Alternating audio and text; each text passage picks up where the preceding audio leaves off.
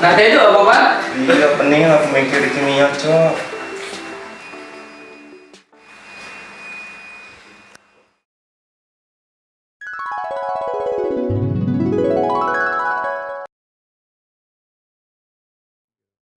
Bismillahirrahmanirrahim. Jadi pada kesempatan kali ini kita akan melakukan uji coba larutan elektrolit dan non elektrolit. Kita akan melakukan 4 uji coba, 4 larutan. Ada larutan cuka, isotonik, gula, dan garam.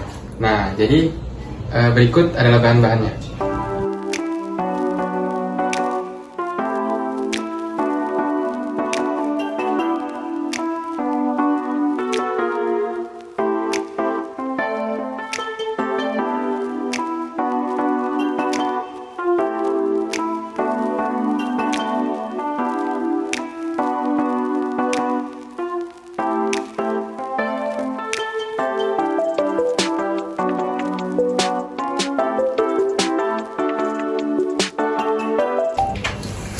Setelah perkenalan alat dan bahan, kita akan langsung melakukan percobaan. Sebelum itu, kita tes dulu apakah alatnya berfungsi atau tidak.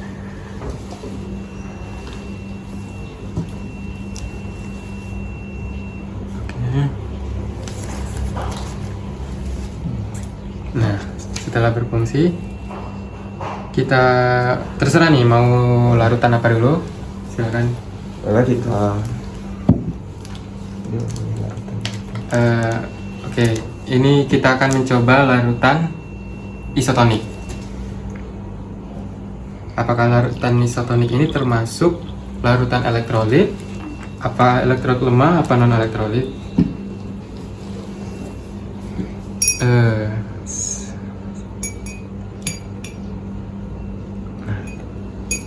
Jadi kesimpulannya gimana?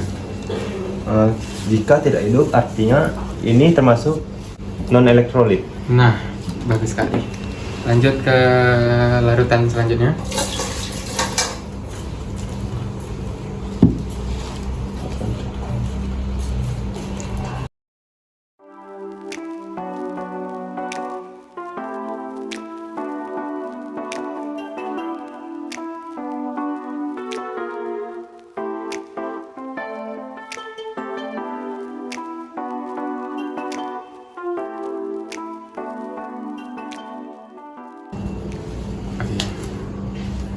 Larutan cuka atau dalam bahasa kimianya CH3OOH.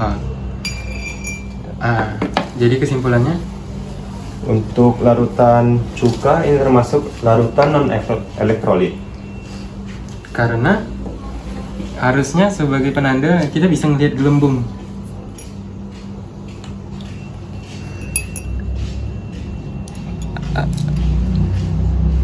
Nah, ternyata tidak terdapat gelembung.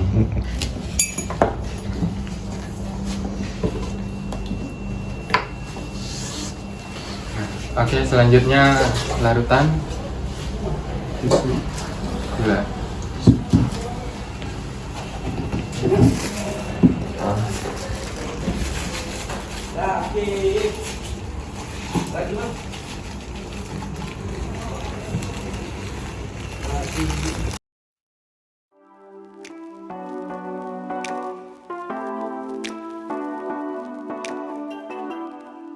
Larutan gula.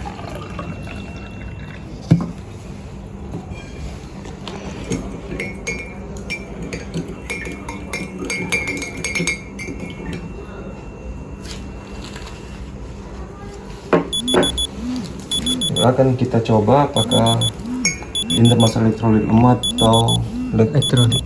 non elektrolit. Nah, karena lampu tidak hidup, ini termasuk elektrolit lemah. Bagus sekali.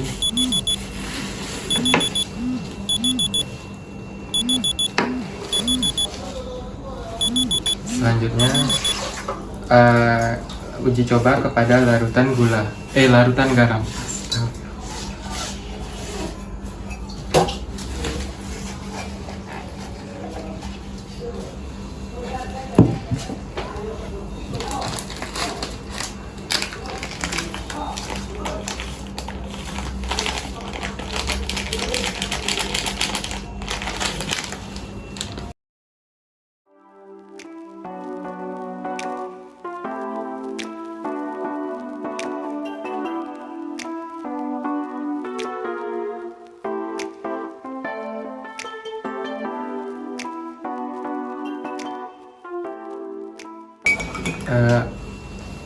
kenapa kita harus mengelap paku atau gelas yang sudah dilakukan uji coba pada larutan sebelumnya?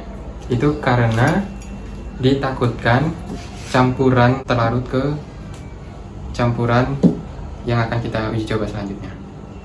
Nah, jadi pada kali ini kita akan ke garam.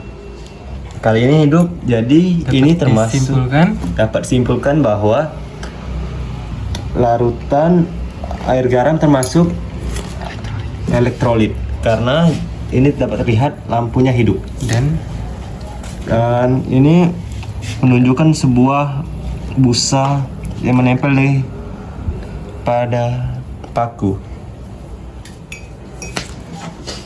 Oke, baik.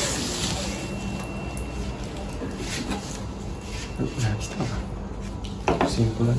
Nah, jadi kesimpulannya, larutan elektrolit adalah larutan yang dapat menghantarkan listrik. Karena apa? Karena larutan elektrolit itu mengandung ion-ion bebas. Jadi ion-ion bebas yang bergerak itulah yang akan mengantarkan listrik. Nah, makanya lampu dapat menyala.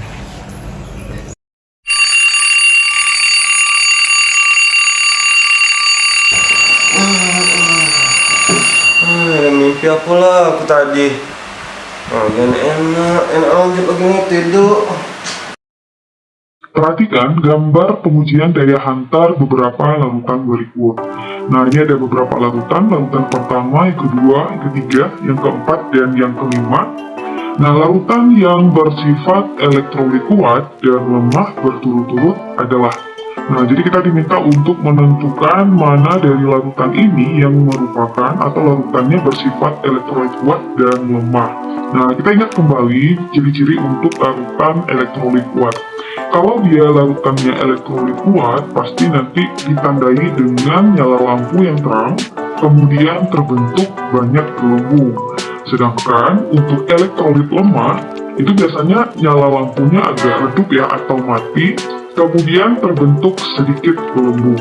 Nah, yang ketiga, untuk larutan non-elektrolit, itu nyala lampunya udah pasti mati ya, karena dia di sini larutannya adalah non-elektrolit. Nah, kemudian tidak ada gelembung sama sekali.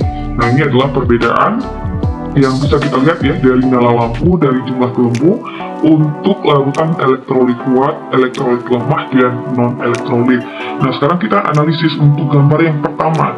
Gambar yang pertama, kalau kita lihat lampunya, nah lampunya kan nyala gitu ya, lampunya nyala, kemudian karena dia ada gelembungnya, nah terdapat banyak gelembung di dalam wadahnya. Jadi bisa kita pastikan bahwa untuk larutan yang pertama ini dia termasuk dalam elektrolit yang kuat.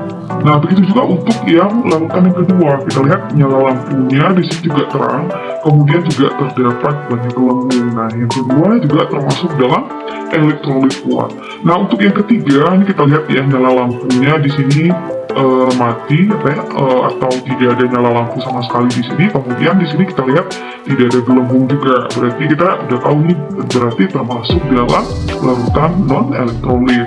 Nah, untuk yang keempat ini kita lihat ya lampunya dalam keadaan mati, kemudian di sini ada gelembungnya.